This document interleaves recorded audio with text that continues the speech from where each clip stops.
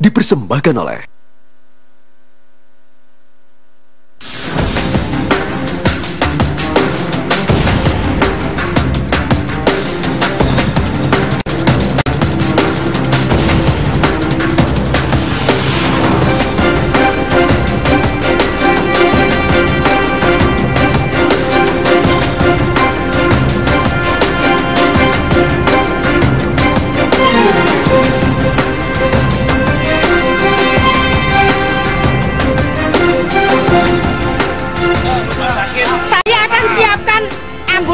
untuk ngambil satu persatu. Oh wes, kita bisa tahu durasinya sampai kapan?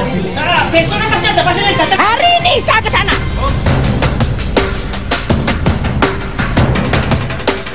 Tiga tahun menjadi wali kota, gaya belusukan, turun tangan langsung, bahkan atur lalu lintas. Sempat ada kebakaran, ibu sendiri yang narik-narik selang. Itu memang menurut ibu gaya yang paling pas untuk mengatur kota, walaupun gaya koboi memang harus jadi koboi? Yang saya tahu bagaimana itu percepatan saja. Saya tidak tahu itu gaya apa ya.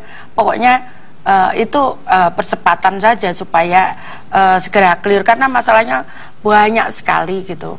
Masalahnya banyak sekali yang harus saya tangani gitu. Jadi kalau itu cepat selesai, saya kan bisa menyelesaikan yang lain. Itu saja pikiran saya. Jadi saya tidak memikirkan apa ini pantas atau enggak seorang wali kota begini, saya enggak mikir itu. Tapi ini cepat selesai sehingga saya bisa nangani yang lain. Gitu. Karena memang ada sih Bu yang bilang begitu, bilangnya aduh ini kok wali kota itu kan harusnya hanya mengontrol, kemudian memastikan pegawainya melaksanakan tugas, merangsang ide-ide, tidak perlu langsung sampai ngatur lalu lintas, itu katanya lebay Bu.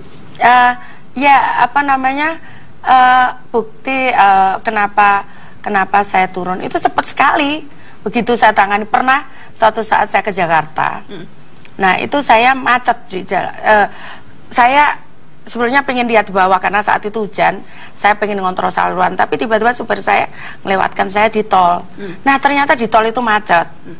Kemudian saya cek kenapa, oh ternyata sudah mulai jam 4 sore, saya posisi di Jakarta, saya nggak tahu. Saya cek di Kepala Dinas Perhubungan, saya nggak tahu Bu, lu gimana, saya bilang gitu.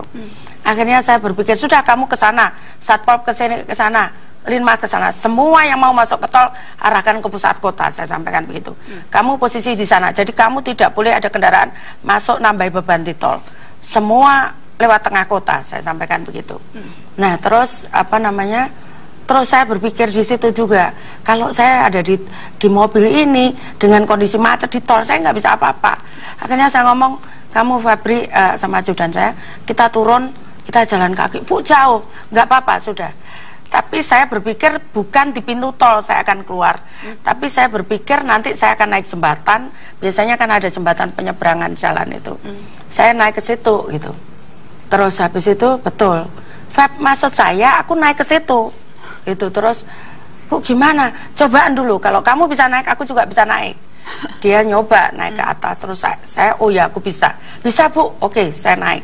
Jadi Bu naik jembatan? Naik jembatan, jadi kurang lebih tingginya 10 meter. Berangkang begitu naiknya, karena saya juga takut karena habis patah kan tangan saya yang masuk got itu. Nah, saya naik, terus kemudian saya kalau lompat jembatan, saya pikir saya akan jatuh karena tangan saya masih belum kuat, Bapak.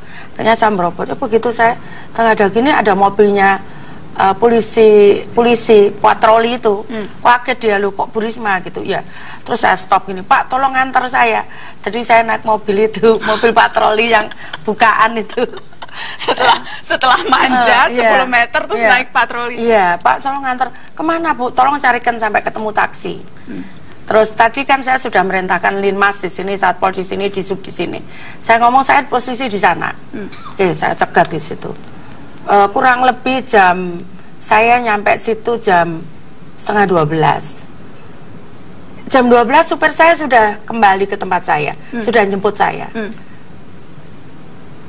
Saya ngatur di situ setengah jam, berarti clear kan setengah jam. Yang tadi saya sampaikan, saya tidak butuh orang ngomong apa tentang saya. Masalah saya banyak gitu.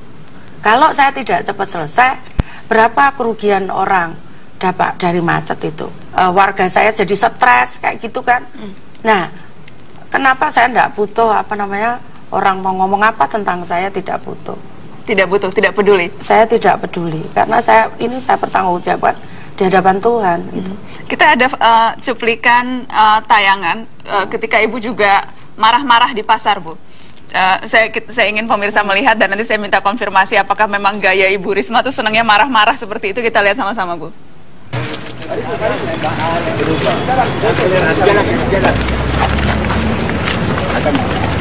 Ya apa caranya bangun? Siapa yang bisa jelaskan ke saya?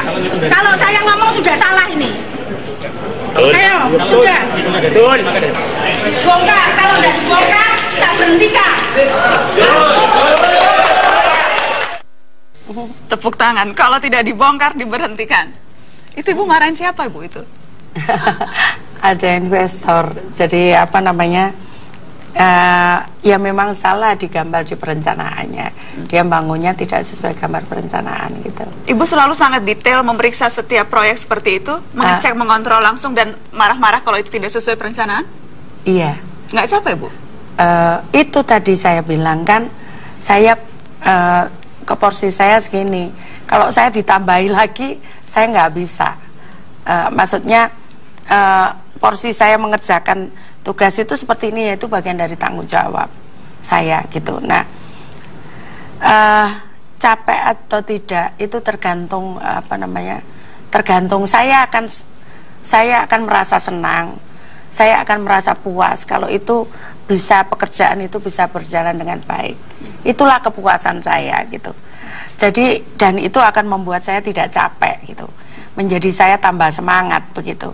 Nah, energi itu ada keluar lagi gitu. Jadi kayak di charge gitu baterai gitu. Kalau semua berjalan dengan baik gitu. Keras bisa sampai mau nyerah tuh mendengarkan apa? Saya tidak tega mau.